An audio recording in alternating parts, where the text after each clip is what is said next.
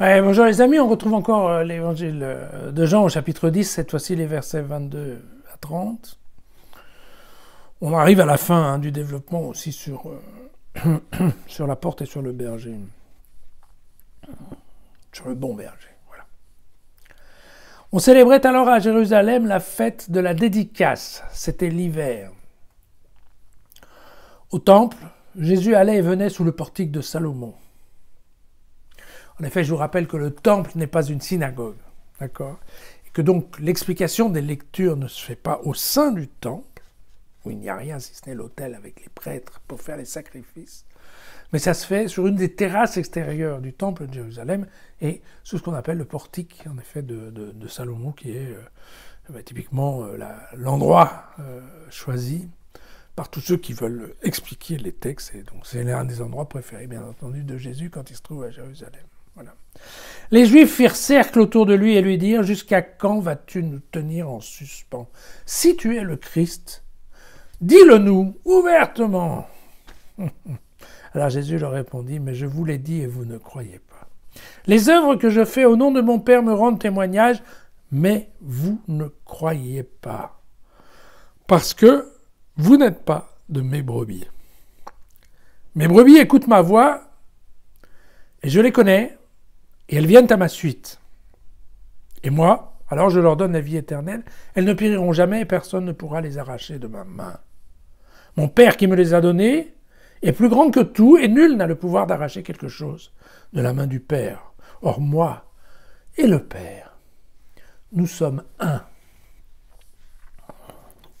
Bon ben vous voyez que là,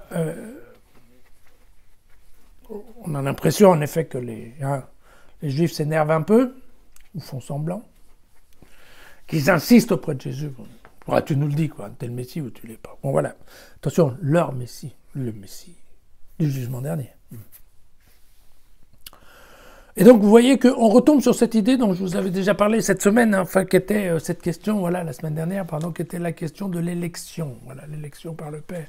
Et donc, cette question, en fait, que d'autres évangiles synoptiques expriment comme étant l'échec de la mission de Jésus, à convaincre les Juifs, d'une part, de sa filiation et de l'importance de son message par rapport au suivi un peu pur et dur des textes de l'Ancien Testament. Et donc, vous voyez que